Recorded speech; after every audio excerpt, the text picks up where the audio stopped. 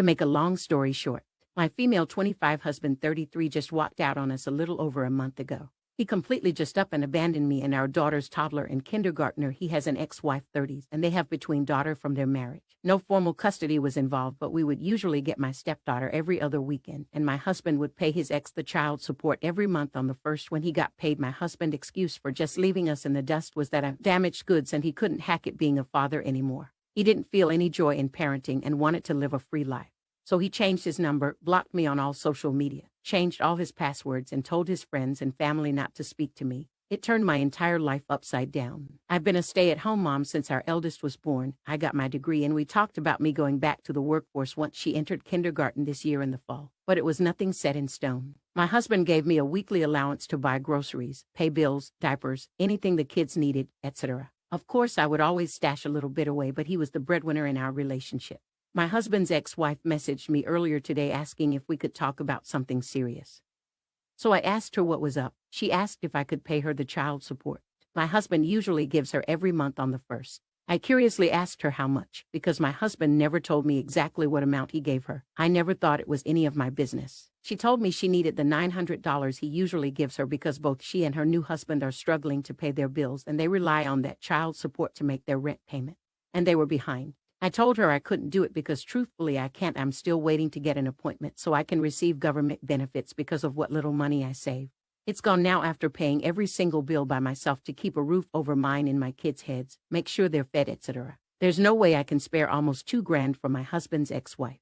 She blew up my phone calling me a piece of crap, a stupid witch, saying she could understand why he left me, etc. Threatening to keep my stepdaughter away from my kids because we're bad influences and my stepdaughter will struggle because I can't fork over money. I literally do not have. I tried apologizing, but it was no use. It just ended up with her calling me more names. Am I the idiot here? I feel horrible that my husband has left us both high and dry, but I also have to look out for my own 2 kids. I'm skipping meals to ensure they have enough to eat, and I'm scrambling to figure out how I'll survive without my husband's help.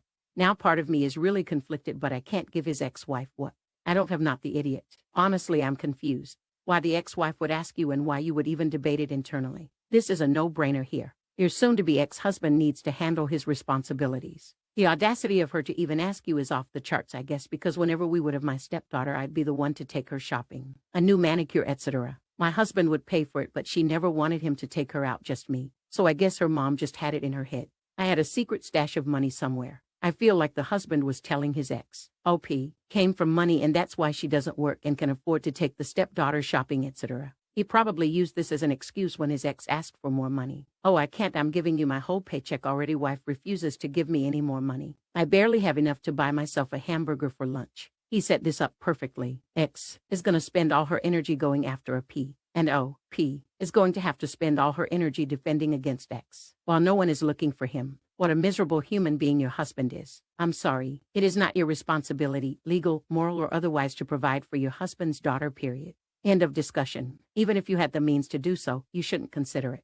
I'm sorry for the mess you're in right now, but offer her to go half-seas on a private detective to track him down. OP, you said no formal custody. So does that mean no child support agreement for ex-wife or stepdaughter? If so, file first. Child support is allocated in order of who files first, so you should file before. She does then get a divorce lawyer immediately and take him to the cleaners. Story 2. I, 27 female, moved out of my parents' house last year since their codependency was really wearing me down. For context, my family is South Asian and my parents immigrated here in their early 20s with barely any family and still don't really have a community nearby. My parents don't get along and rely on me and my brother, 31, for support and company. My brother still lives at home, works fully remote, and doesn't really have any friends or community of his own, and to my knowledge has never dated before. My parents have lately been getting antsy about getting my brother married because due to our culture, 31 feels very old to them. So they put his bio data on several matrimonial sites and encouraged, maybe even forced my brother to talk to girls via phone call until hopefully he finds someone he likes. This morning, my mom was getting frustrated that all his conversations were fizzling out and set me down. I'm visiting for the weekend to ask for my help.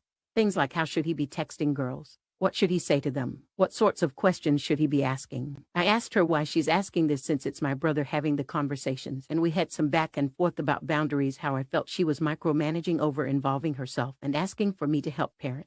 My brother, even though he's 4 years older than me, she completely disagrees, and from her perspective, you're supposed to help family, and accused me of giving up on my brother. I do feel a bit guilty that I could be helping guide him more, but I still think it's not my place. And after all, he didn't ask me for any advice. She didn't. It really is such a huge clash of Western ideas of independence versus her sense of community, which to me also means in measurement. Am I the idiot for trying to set boundaries at it?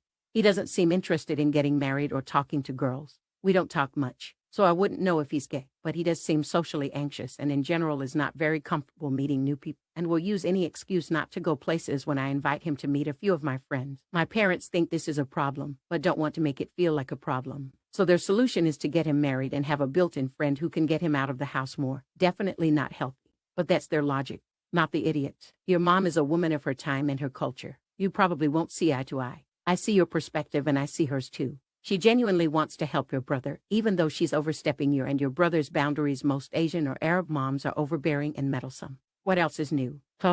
It doesn't sound like the brother isn't too enthusiastic about dating or getting married. Has the mom even asked him if he wants any of this? Super involved parents are so exhausting and don't realize that they're pretty much acting like pimps. So it's good to set boundaries and imagine if you did end up helping and successfully set him up. It would always be your fault for helping with the wrong girl. He's an adult. He doesn't need you or your mother to guide him. Tell mom. Girls usually like guys without meddling parents and who don't live at home at 31. That's a start. Maybe look for community groups in your area for women from the same community to try and distract your mom with Wake Up Opa. Your parents aren't looking for a wife for your brother. They're looking for a parent. They're even doing the legwork to find him a wife. So the best thing you can do is to stay away and let them find your brother a substitute mom. Story 3. My daughter is a young child and has only been in remote schooling until a few months ago, so she hasn't physically been in school for long recently. She told me she didn't want her packed lunches anymore and wanted to eat what the other kids were eating. She had not wanted to eat her favorite foods and opted to ask for more pizza. I asked why she didn't eat her favorite foods anymore and she told me she wanted to be able to sit with the other students. I was shocked because I didn't know she wasn't sitting with the other students, and she told me it was because her teacher made her sit in the other room by herself during lunch because she brought smelly foods. To be clear, growing up, I was also targeted by teachers who wouldn't let me bring shrimp or anything with garlic or onion because they hated the smell. So I tried not to pack anything that could cause them to target my child, like Spam sushi or egg fried rice. I was really upset because she is half Chinese, but she clearly looks Asian, and I felt it was my childhood trauma happening to her. I called her homeroom teacher for a meeting, and the teacher said they didn't make her sit in the other room to eat. But my daughter told me to ask her best friend, who confirmed that she had been. Another teacher confirmed she had seen her eating alone, and her homeroom teacher switched stories that she had, but it was because my daughter brought a persimmon to school and it was distracting the other kids because they thought she was eating a tomato and she didn't want her distracting the other students by having foreign food. She refused to believe it was inappropriate and said she didn't see anything wrong with sending her to eat alone. I had to go to the principal and take my daughter to another homeroom to finish up the school year because that teacher said it only happened once, despite my daughter swearing up and down. It happened every few days for weeks before. She told me specifically of the time she brought tomato egg stir fry and a boy bullied her because it tasted like blood, and the teacher sent her to eat in the other room rather than telling him to stop. My husband doesn't believe her, saying that the teachers would have said something instead of sending her to eat alone, but I don't think he understands because he's white, not the idiot. This is extremely inappropriate of the teacher and, in my opinion, discrimination. I've worked with kids before, and at that age, the only reason I can see for separating a child for meals is if they had food that was an allergy, danger to other kids, or vice versa maybe. But this would be addressed with the parents within 24 hours to ensure that it didn't happen a second time. 100%. Also, the teachers shouldn't even be teaching if they're going to discriminate and punish a kid just because she doesn't have Western food. This traumatizes the kid and makes her feel embarrassed about her ethnicity. I am so angry on Opus's behalf. What kind of teacher is this when you're in a position of power like the teacher? Don't ever let crappy things like this slide in. No way are you the idiot. This deserves to be reported. But what is wrong with your husband? Doesn't he believe his own daughter, especially at that age? What motivation would this child have to lie about something like this? What's wrong with him? I am white, and even I understand that sending her to eat alone because her foods are viewed as foreign isn't okay. Your husband needs to understand that children need to be around new foods. It's how they learn about parts of cultures. This is an issue with the teacher, not the children. Story 4. At 30 female and my husband 30 to have a tween son who's only a child. My older sister, her husband and 3 kids, older tween male, a younger female and another younger female live down the street, so they're around a lot. This bothers my son as he's a quiet kid who likes his own space, and they always swarm to his room to play when they come around, and it's upsetting, especially as there have been a few toy breakages in the past. After talking it over with my husband, we installed a lock on our son's door and told him he could use it to keep anyone he wants out as he's old enough for privacy, though. We explained we had a copy of the key to for emergencies. My sister and her kids came around the other day for lunch. This was the first time since the lock has been installed. Of course, the kids swarmed towards his room only to find that the door was locked. At first, they thought it was stuck and came to tell me, and I told them that no, it was locked, and it was up to my son if he wanted to let them into play. This upset my nephew, who wanted to play with my son's PS5, so he began to try to get me to make my son share. I told him no, I wasn't going to force the issue, but if he wanted to play the video games after lunch, I could use my Switch hooked up to the TV in the living room. My sister was annoyed at me and told me that a child his age didn't need that kind of privacy, and I was training him to be rude and inconsiderate. She said her older child didn't have a lock on his door. So why would my child need it? I wasn't going to point out in front of her kids that they were why he needed the lock. So I just said that it was something my husband and I felt was appropriate and that our son was ready for. She then began to apply pressure on my son, trying to convince him that he wanted his cousins to come play in his room as they were so bored, and wouldn't it be fun? My son isn't good at confrontation, as I said. He's quiet and he was feeling uncomfortable. So I told my sister to lay off, and if her kids needed to play so much, there was no reason to hang around after lunch, as it wasn't fair to make them sit there bored. My sister eventually left in a huff, but told our parents how rude I've been and how I'm teaching my son to be inconsiderate and how I'm not teaching him to share when we go to theirs. He asked before touching anything of his cousins. I've expressed how they should do the same in return, but it's always ignored. Our parents are taking my sister's side, stating that family shares things and that having his cousins around to play will make my son less shy and that he doesn't need privacy. That young, my husband is on my side and suggested that my sister and kids not come around for a while, which I'm leaning toward. But is it really that weird to give a young tween privacy and the ability to decide who comes into his room? Not the idiot. As someone who grew up with very little privacy, thank you. You're doing right by your kid.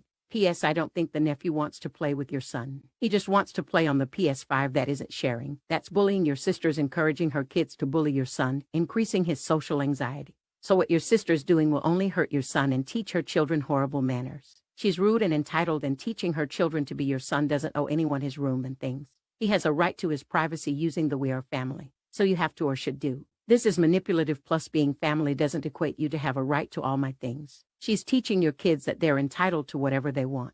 You're teaching him that it's okay to say no, which it is also good on you for having an extra key though. Might I suggest a conversation to the effect that the door isn't locked at night? If there were to be a fire, the time needed to unlock that door can legit be life or death.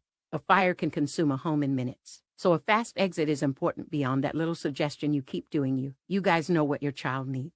Story 5. My sister is obsessed with her appearance and staying young. She's 26 and she's already had some plastic surgery, a nose job and a boob job, and she also gets Botox and fillers. She spends hours and hundreds of dollars on her hair, nails, and makeup, and she has to be dressed to the nines 24/7, 365. She likes to talk about this concept of something called looks maxing, which is maximizing your beauty potential. Before she kept it to herself, but now she's pushing it onto me. She likes to point out how I could dress or style my hair better, or what plastic surgery could improve my appearance. She flipped out when she saw gray hair on me, and I told her I had no plans to dye my hair. I just turned 30 and her birthday gift to me was a gift certificate for plastic surgery. I'm not kidding. I honestly don't care if someone has surgery or dyes their hair, but it's not for me. I don't care if I get gray hair, and Botox scares me. I'm not a supermodel, but I think I look like a regular okay-looking woman. My sister thinks I'm rude for not using her gift, but I think she's rude for giving someone plastic surgery as a gift when they didn't ask for it. I could ignore the looks maxing nonsense, but this ticked me off. I don't know why it bothers her so much. When I've never commented on her choices or been negative, it's become a problem between us because we're so far apart. Not the idiot. A gift of plastic surgery to someone that didn't want it. Talk about insensitive. Sell it online and use the money for something you want. Her insecurities or hers. I'm glad they're not yours. It's not like she bought you new outfits or something that you didn't like. She's encouraging you to have an operation for vanity reasons. Only, geez, your sister is allowed to do what she wants, but she shouldn't push your ideals onto you and think it's okay. Be petty and give her some therapy sessions. Pretty sure she needs it more than you need plastic surgery.